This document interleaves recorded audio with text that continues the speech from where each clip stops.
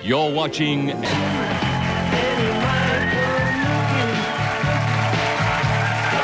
we're back. Now, ladies and gentlemen, Paul McCartney has a brand new CD out. It's called Flaming Pie. It's a great CD. There's some amazing songs. And I had the rare opportunity last week to go to London and talk to the man himself. And he said we could talk about the CD and anything else that came up. Ladies and gentlemen, here's my little chat with Paul McCartney. I'm the man on the flaming pie. Stick my tongue out and lick my nose. Go ahead, have a vision. I'm the man on the flaming pie. Ow! On this album alone, I mean, you're famous for it, but you're playing bass, you're playing guitar, you're playing drums, you're playing harmonium. Is there an instrument that you've tried you just couldn't tackle? Yeah, there are many of them, yeah. Seriously, it's the blowing instruments I'm no good at. You can't do the blowing? The blowing thing That's the technical term for them. That is what they're technically known in the orchestral world, the symphonic world, as I am entering into. I did actually start off on trumpet. My dad gave me a trumpet when I was about 14, and I eventually traded it in for a guitar. Yeah. You just asking him first, saying, do you mind? And he said, I don't mind. No, I couldn't sing with it in my mouth. I heard your Let It Be on tuba just never sold as well. It just was not a big seller. I was noticing that you wrote a lot of these songs on holiday. When you go on vacation, you write songs. For your family, do they ever get annoyed that they say, Dad, let's go water ski? And you think, water ski, that rhymes with... Water ski. And you start writing a song about water skiing, which ends the album and is very good, by the way. My kids are very supportive, you know, They know, ever since they've been little, there's been this guy in the corner of a room going, water ski, water ski. And so they're used to me now. So they don't mind. Right. They normally don't mind. And your son... Sometimes they want to watch something on TV, at which point I will be told to stop. That's a little strange. Paul McCartney sits down... It's my TV. ...and is writing a song. It's your TV. I'm paying for this by songwriting. It doesn't cut any ice or water or whatever They don't care. They say, Paul McCartney, stop playing the guitar. We're trying to watch... No, they say, Dad. Dad. Stop it. You should make them call you by your full name. I've said, look, I am Sir Paul McCartney, on your knees, so if they beseech you in the name of the royal liege, this television might be... They don't go for it. Right now, you could be writing a great song, except you have to... Oh, right now? I am right now. Does it involve me in any way? No, just a second. Okay, there it is, finished. Really? Yeah. Can I, come on, just have half the credit, because I was here? No. You didn't even know I was writing it. I could see in your eyes that a song was being written, so I think I should get some credit. Just 20%. It's all there. I cannot reveal it just yet. Give me 2 more minutes and it'll be finished. Okay. My people are going to sue you. Michelle. Yeah. Used to... You don't have to do that with people. Yeah, you know that song? There's a lot of young people. Heard of that? There's young people these days who haven't heard it. Yeah, but really you've had people, you're saying to people, it's called Let It Be. Sorry. No. No, it goes like this. You're wasting your time. Please move along. I always do it anyway, you know. I know that. But Michelle, I used to sit around at parties enigmatically in a sort of black roll neck sweater going,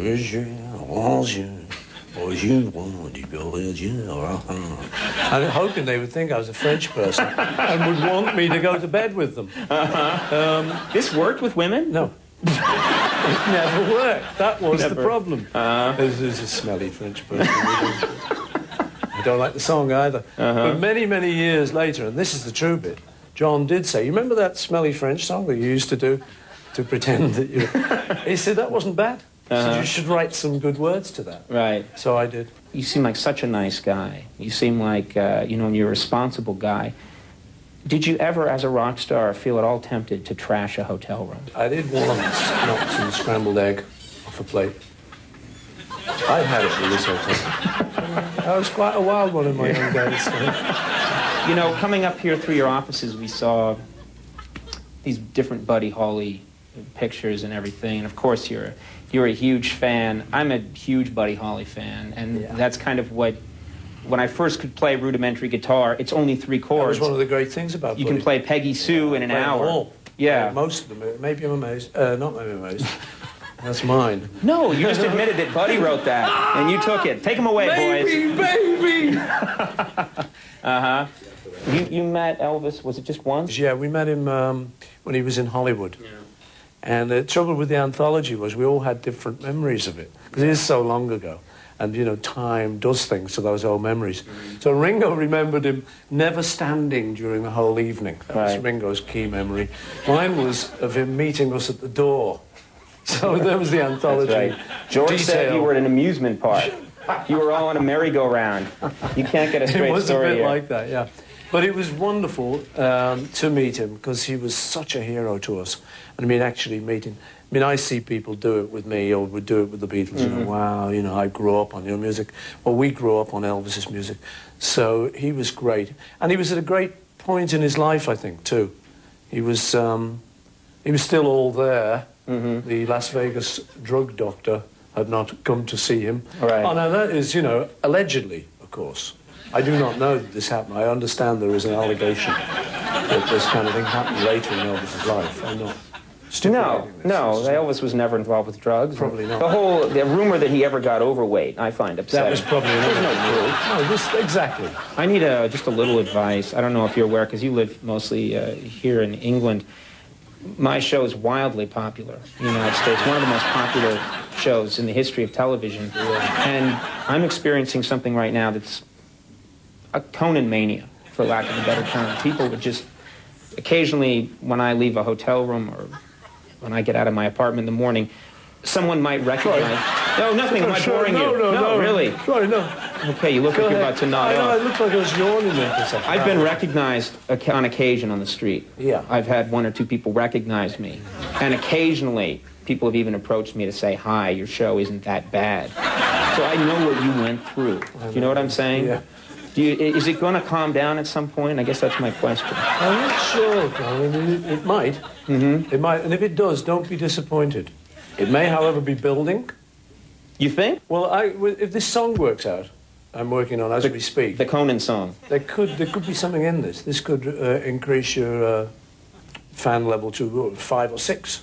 Could I just have one of these before I go? You've got all these platinum and gold albums, and I thought if I could just leave with one, it would be proof that I was here. Be okay. You know, the alarms will go off as you go out the door. It's like the Gap here. You leave with something and an alarm goes off. It's exactly like the Gap.